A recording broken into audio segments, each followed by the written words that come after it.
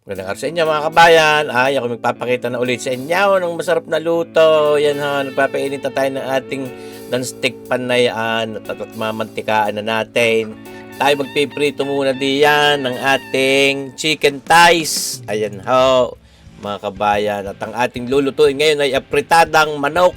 Yan, chicken thighs na may kasamang atay din ng manok. Ay di bagahaw mga kabayan. Atin munang ipipirito yan ng papagayan mga kabayan. Siyempre, para mas magandang ating pagluluto at matanggal din natin yung lansa niyang manok na yan at papalabas natin ang natural na bango niyan mga kabayan. Yan ho, ating kinukulo at nagtitilamsikan naman ay. Oh, yan ho, di ba sa yun parang hindi naman para tustahin natin yun diyan kaya ating babalikin na din agad. Yan ho, napulalaan ng papagaya dahil yan ay ibinabad natin sa paminta, oyster sauce, mga kabayan.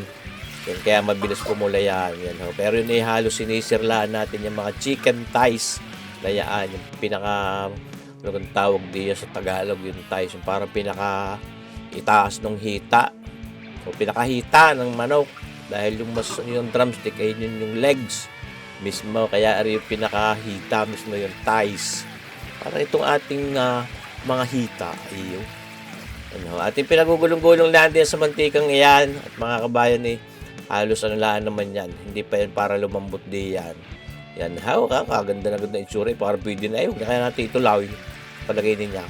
Bay, huwag, pritodahin Ayan, mga kabayan. Hindi ating hahanguin na ngayon iyan at nang sa gayon makapagprito din naman tayo nung atay ng manok. Yan ho. Mahalaga yung maiprito din ang atay ng manok dahil siyempre lalo may lansa din iyon. At ito na nga, ang atay na manok natin. Binabadila natin ang karikit sa oyster sauce. May karikit na toyo at paminta. At di ating ipiprito na yan ang papagayan. Huwag papagayan dapat, mga kabayan. Lagi naman, siyempre. Ito na kayo. Rin namang kung hindi pa rin nagbibili ng baboy ngayon at ako naiwas din sa taba.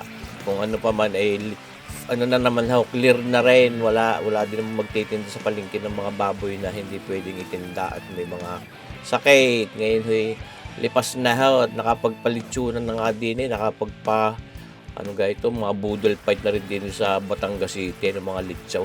Hindi ko lang na ipakita sa inyo sa vlog. Yan, huli na hindi ko nabalitaan na di ito, kaya manok pa rin ang ating inaanong yan. Siyempre gusto ko tsaka ako nga iwas sa medyo matataba ng karit ngayon. Di sa isang araw ayan. Hindi naman hindi ako to umangain. May mga pamilya naman din isang lalanta.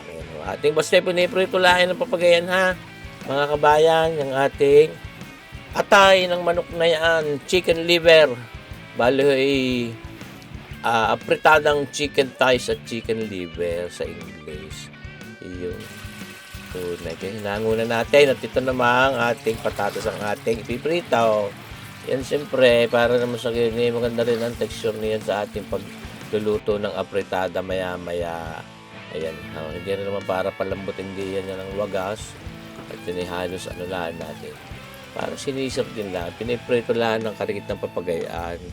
Yan mga kabayan. Medyo napula din yan dahil nakakapit yung galing dun sa ating chicken thighs at doon sa chicken liver.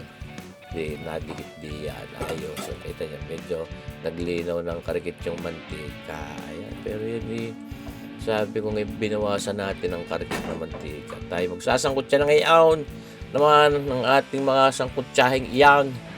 Yung bawang na yan, mga kabayan. Hindi mo pwedeng mawala. Hindi sa mga luto yung ating bawang at yan talagang given na sa mga ganyang luto, maapritada, kaldereta, adobo, napakaraming pinaggagamitan na yung ating bawang. Ngayon, sasahog na rin natin ang sibuyas, yung kasagpini, yung bawang na yan para mag-asawa yan.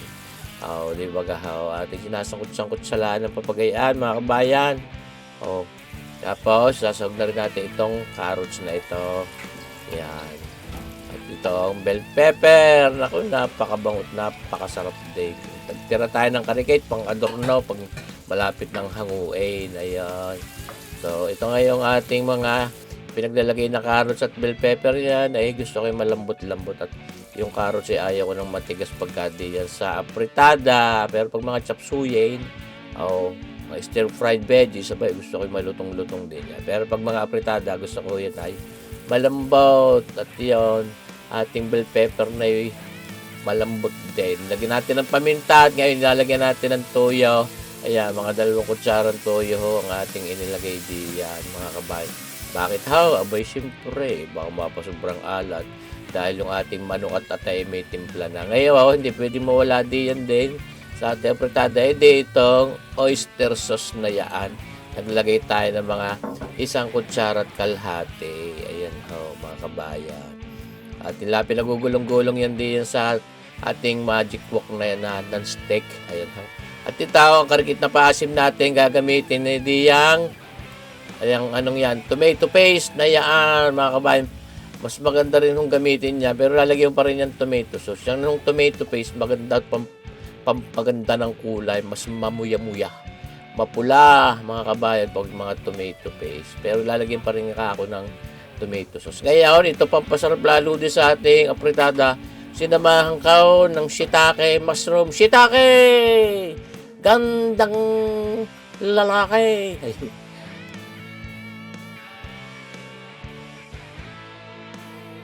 Kilala niyo pagkatanda niyo pa. Ayan, pampasarap naman yung shiitake mushroom. Nilahok na natin yung ating chicken thighs.